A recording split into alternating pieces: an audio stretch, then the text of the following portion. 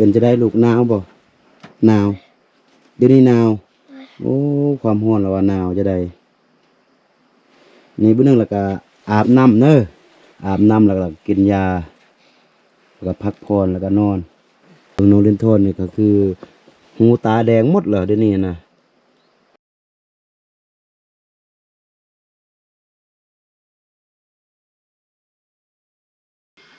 กราบทักทายสบายดีและสวัสดีเด้อพี่น้องบ่ว่าจะอยู่ในประเทศและต่างประเทศเนาะก็ขอยินดีต้อนรับเข้าสู่ส่องครูดอยอีกคือเก่าคือเดิมเนาะพี่น้องก็เปิดคลิปมาพี่น้องเอ้ยคลิปนี้ก็ต่อจากคลิปที่แล้วเนาะนี่ก็มาอยู่ที่บ้านน้องตูนต๊อกน้องเล่นท่อนพี่น้องเอ้ยเนาะก็มาต่อคลิปที่แล้วก็คือในคลิปนี้ครูดอยจะพาน้องตูนต๊อกกับน้องเล่นท่อนไปหาทานหมอหรือว่าไปหาหมอแหละพี่น้องเอ้ยเนาะเพื่อที่ว่าจะไปกวดน้องเพิ่นบ่สบายได้หลายมื้อก็คือเกือบอาทิตย์แล้วพี่น้องเอ้ยเนาะ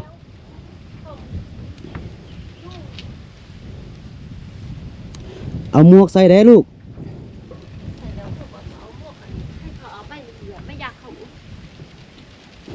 โดย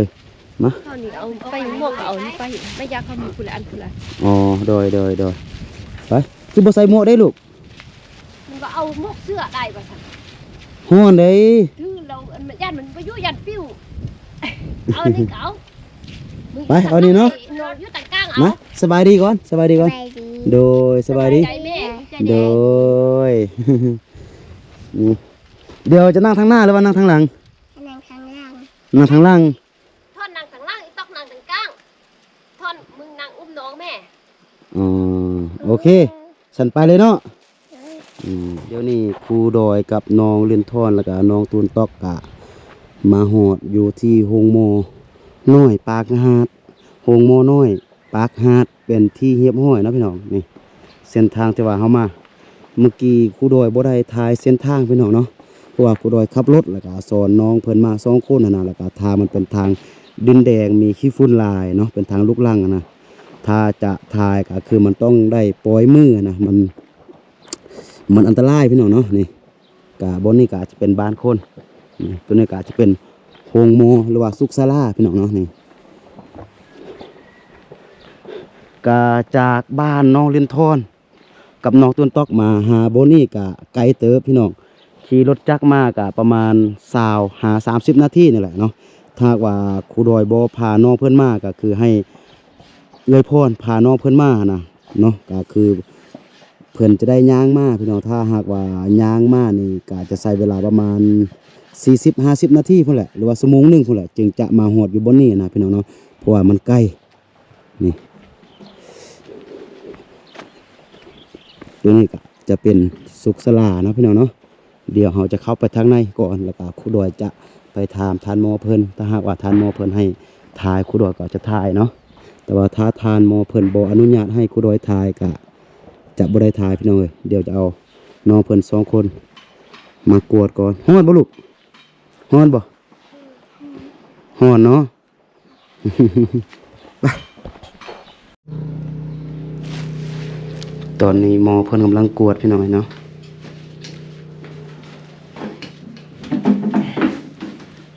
ซี่หนึ่งท่อนน้องเล่นโทษมันแหละมันเป็นเมียเขาฟาดมากปืนของเขาจะมี2 หัวอันหนึ่งของน้องอันหนึ่งของเอื้อยด้วยที่มันซีคือเอ้ยมันอันนี้มันเป็นซี่หม้อ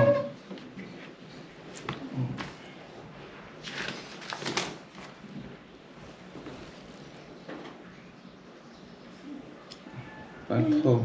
อันนี้ข้องน้องอันนี้วะข้องน้องมันข้องน้อง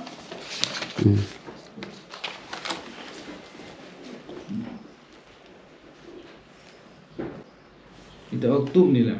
อกตุ่มเป็นไข้ไอ้เหรอไอบ่ลูกไอเด้อ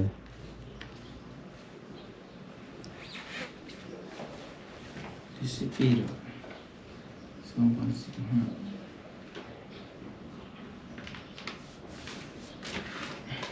บ่หักติได้ไข่ได้คันบ่ตุ้มมันน่ะ คัน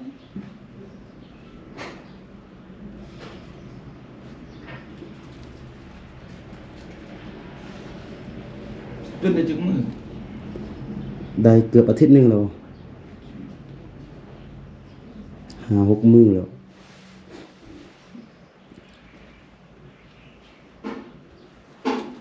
บ่ได้กินยาหยังวะ ลูกบ่ได้กินยาหยังติ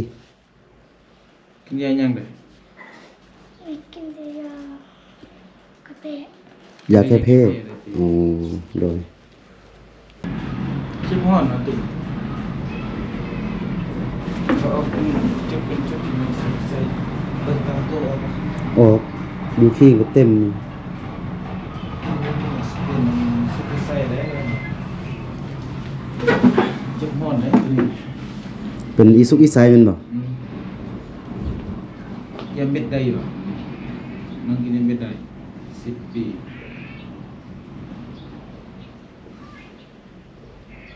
ผู้ที่ผู้เอื้อยนี่เป็นกรแล้วก็เดี๋ยวนี้ก็มาติดผู้น้องตืม ติดกันตัวนี้นะ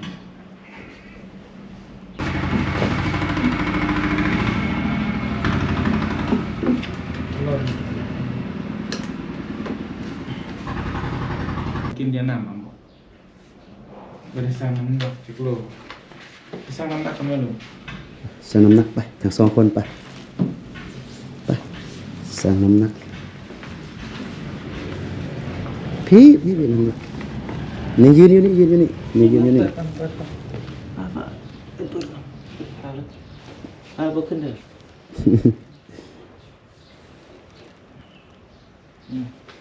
ขึ้น 6 โลไปเอ้ยขึ้นไหม 16 โลจุด9ขีด จะสร้าง 23 โลน้องตูนตอกได้16 โลน้องเรนทอนได้อยู่23 โลไปเข้าไปในติมไปแล้ว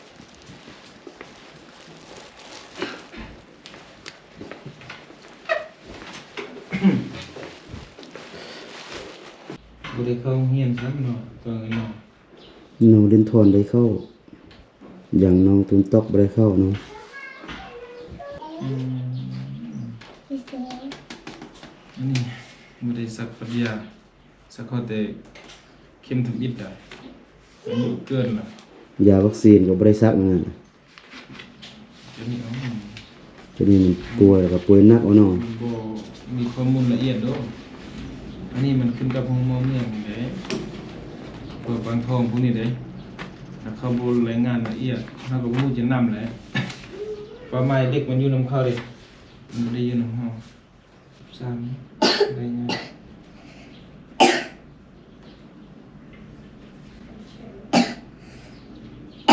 ไออีกเนาะ นั่นแหละ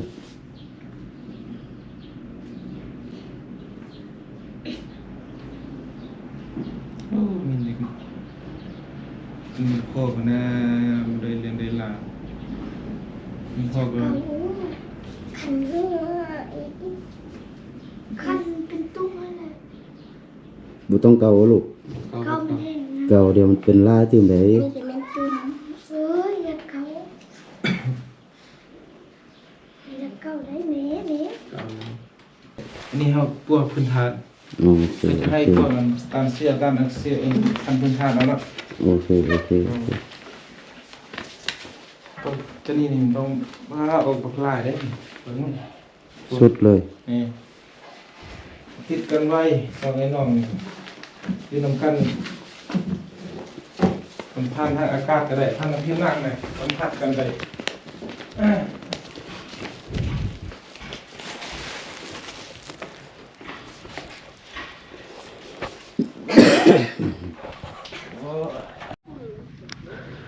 เดี๋ยวนี้เราก็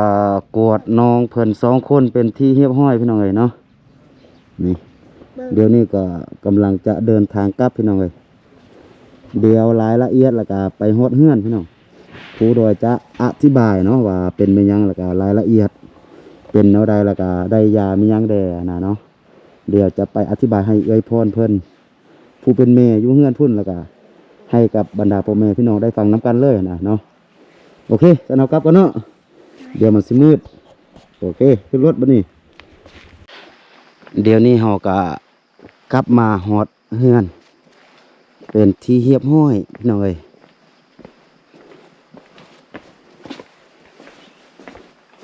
เป็นจะได้ลูกหนาวบ่หนาวเดี๋ยวนี้หนาวโอ้ความร้อนแล้วว่าหนาวจะได้นี่มื้อนึงแล้วก็อาบน้ำเด้ออาบน้ำแล้วก็กินยาแล้วก็พักผ่อนแล้วก็นอนตื่นตอกดูลูกร้อนโดยเดี๋ยวจะบอกยาก่อนได้ก่อนตัวนี้เป็นยาของโนรุนทอนให้เจ้าชื่อได้ของใครของมันได้ ให้คอนนี่แหละ อันนี้ของเดนทอนตัวนี้นะ อันนี้ที่ของ บัวนี่ของตูนตอกอันนี้นะ อันนี้ โบแมน เป็นไว้ นี่ อันนี้ มันจะได้อยู่ มันจะได้อยู่3ชนิดนี่ตัวนี้ก็คือ กิน1 เม็ดเช้าซวยแรงเนอะตัวนี้กับตัวนี้มันอันเดียวกัน แล้วก็ตัวนี้เราแมันกิน ก็บอกกินส้มกันบ่ ฮะ กินส้มกันบ่ แม่นแหละแล้วก็ตัวนี้ก็กิน1 เม็ดตอนเช้าตอนแรงตอนซวยบ่ต้องกินนี่เขาเขียนอยู่นี่1 เม็ด0 เม็ดแล้วก็1 เม็ดตัวนี้ก็คือกันตัวนี้มันยาพาราเป็นแก้ไข้นะเป็นเช้าซวยแรงอย่างละ1 เม็ดจื้อเนาะโดยเอาใส่ถุงลูกอันนี้ของลูกเนอะตัวนี้ก็ของน้องตูนตอกตัวนี้นะ มันลองให้มันย่อเอาอันนี้ออกก่อน แมน ลองให้ตัวนี้ ตัวนี้มันน่ะ มันมีคือกัน ตัวนี้ก็กินเช้าซวยแรงคือกันตัวนี้กินตอนเช้ากินตอนแรงตัวนี้ก็เช้าซวยแรงมันต่างกันแต่ตัวนี้คือ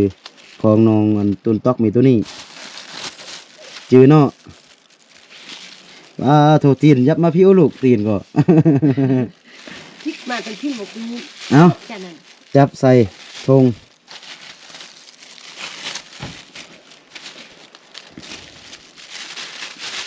แล้วกินยาเนอะต้องขาดกินยาเนอะ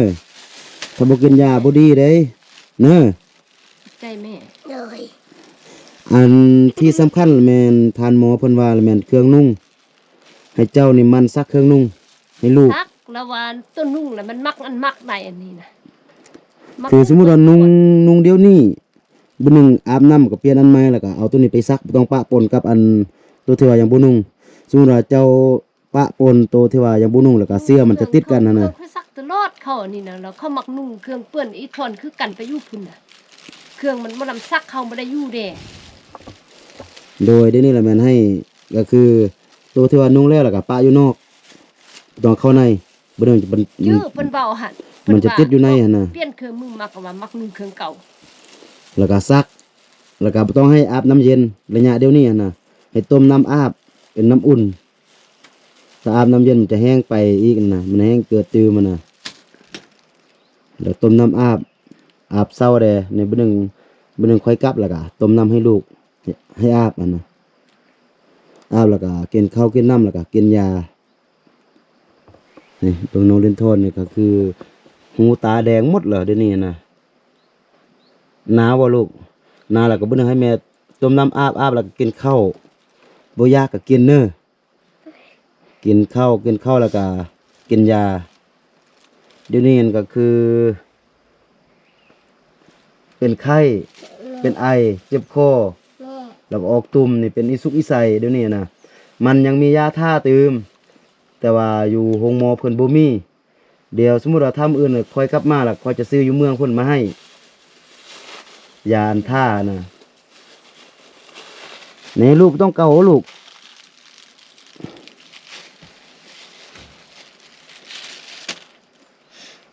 มันก็นั่งดีดักได้เยอะ ของอันตุนตอกนี่ยังไข่น้อยหนึง นี่บางเฮาอยู่ทำไอ้หั่นนั่นก็เป็นมะกะไล่เป็นไข่ปลาคิงหอนซึ่ง โดย มึงนวลเลยนะ นี่บ่ดึงอาบน้ำแล้วก็หวีผมเลยเด้อ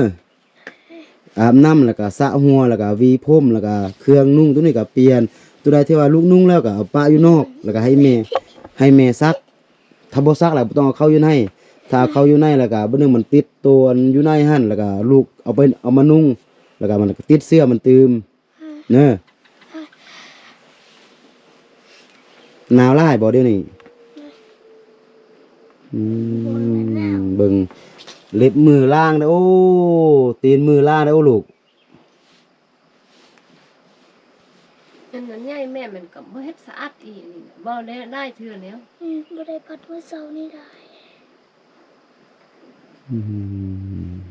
วันนี้ก็พัด วันนี้ก็พาด เอ้ย สมมุติว่าคอยบ่มานี่บ่ได้ไปห้องหมอแล้วเนาะ อยู่เมืองกันจะนี่นี่ โอ้ เอาไปอย่าไม่ตอกยังต้องกันอัพนี่ ใครแต่ว่าคอยมาเนาะ แค่เจ้ามาเอา ถ้าคอยบ่มาก็คือ เข้านี่บ่ว่าเห็นเขามีรถล้าคันบ่มีเงินให้เขาบ่ไปเลยนั่นว่ามันน้องมันอ้าว โด น้อง ย พอตะเทียเขาบ่เสียลำกัน เขามาเอาเงิน เขามาเอาเงินบ่ให้เงินแล้วเขาบ่ไปอย่างใครมื้อนี้นี่ค่อยมาถ้าค่อยบ่มานี่โอ้นี่น้องเล่นโทษนี่บ่ให้ว่าแหละเบิ่งอยู่แก้มอยู่ปากมันยังก็ออกหมดนี่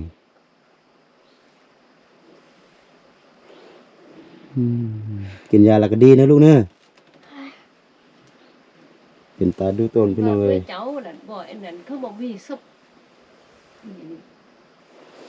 ว่ามันตอดหัวแกงหัวตะลดคืออีนี่บ่ เดี๋ยวค่อยจะเอาเงินให้เจ้าแห่หน่อยหนึง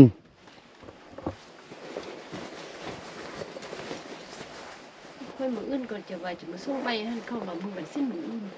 นี่แหละมื้ออื่นมื้อวันศีลมื้ออื่นน่ะ แล้วเขาระว่าส่วนเขาไปตัดหญ้าเอาไว้แป้งทุไผ อืม มาส่งอีก ก็ทั้งหมดนี่รวมทั้งค่ายาแล้วก็เงินที่ว่าค่อยจะให้เจ้าเฮียตัวนี้ล่ะแม่นเป็นเงินของผู้ใจบุญเพิ่นชื่อว่าเมมะลิสุวรรณพาณิชย์อยู่ทางมินบุรีประเทศไทยเด้อรวมทั้งค่ายาแล้วก็กับเงินตัวนี้ 200,000 กีบค่อยจะให้เจ้าป้าไว้แห่คิงเบิ่งลูกนี่สมมุติว่าถ้ายังเป็นตืมแล้วก็พาเขาไปโรงหมอบางเทื่อถ้ามื้ออื่นค่อยมาค่อยจะซื้อยาตัวที่ว่าทาตุ้มหันมาให้ แล้วก็ทาตุ้มให้ลูกที่สำคัญก็คือค่อยว่านั่นแหละต้มน้ำให้ลูกอาบเครื่องนั้นนุ่งแล้วก็ป้าอยู่นอกนั่นแหละเอาไปซักจึงนุ่งอะนะซักก็ใส่แฟบใส่สบู่ถ้าว่าใส่แฟบบ่ใส่สบู่ก็น้ำเสื้อก็คือเป็นเสื้อมันก็ยังติดอยู่ขี้งอะนะติดอยู่อันทรงเสื้อนะ พอน่ะฟังพอมึงอ่ะก็บ่ฟังฟาม สำคัญที่สุดมันรักษาความสะอาดถ้ารักษาความสะอาดได้น่ะก็คือหายไว มักอุ้มหน้าอุ้มเหนียว เอาตัวนี้เป็นเงินของผู้ใหญ่ใจบุญเพิ่น เข้าใจละลายสบาย โดย ดีไวๆเนอะลูกเนอะ โดย บ่ต้องไปเล่นเจอเนอะวันนี้เนอะ โดย โอเคฉะนั้นน่ะคอยจะกลับก่อนเนอะบ่นึงมันจะแรงอ่ะนะเบิ่งมื้ออื่นถ้าอันได้มาแล้วก็จะมาแวะเบิ่งแล้วก็จะซื้อยามาให้ตื่มเนอะ โดย ไอ้กลับก่อนเด้อลูกเนอะ โดย สบายดีแม่ สวัสดี โดย ได้เข้าใจละลาย โทพี่น้องเอ้ยน้องเล่นโทษนี่เบิ่งตุ่มเบิ่งหน้าตาก็คือบ่เป็นตาเบิ่งเลยตุ่มน่ะ เฮ้ยมื้อนั้นมื้อเฮ็ดใบ ตา คือ สุ ก็ กจนนี่ ขอเอาเงินไอเขาใส่เข้าไปให้3เสียนพวกเงินอันนั้นให้เป็น6เสียนซึ่งใบอะไร โดยโอเค นี่ไอเขานี่ก็ โดยฉันเป็นจะได้และกะมื้ออื่นและกะค่อยจะมาเบิ่งไหมถ้าค่อยได้มาทางนี้นะมื้ออื่นหูเนอะ ก็จะซื้อยาทาตุ่มให้น้องเพิ่นตื่มเห็นหยังจังหั่นคือปอบ ค่อยบอกว่าค่อยไปเป้งไว้นี่จ้ะนี่เอาเจ้าจะเอาสำได้ก็บ่มีข้อน้ำอายเฮาเสีย เอาโอเคซั่นน่ะขนมนี่บ่ได้กินเทื่อติดีอยู่เนาะบ่เป็นหยังล่ะขนมนี่ ก่อนเฝ้ากินเถอะมันนั่นเป็นจานนี้จานนั้นกลางค่ำกลางคืนจะเฮ็ดจะได้คือบ่มีรถมีรางเด้ ยันทำเจ็บคอมันกินบ่ได้ กินมันแนวบ้านเลยมันตุ้มที่เข้าในแม่ ตอนค่ำนี่ตอนแรกนี่จะพาลูกกินหยังตอนค่ำนี่ตอนแรกนี่ กินทุกกินเจ้าไหนโอ้ ของโกของกินมันหยังก็บ่มีเนาะ ยังก็บ่มี แฮงว่าป่วยตื่ม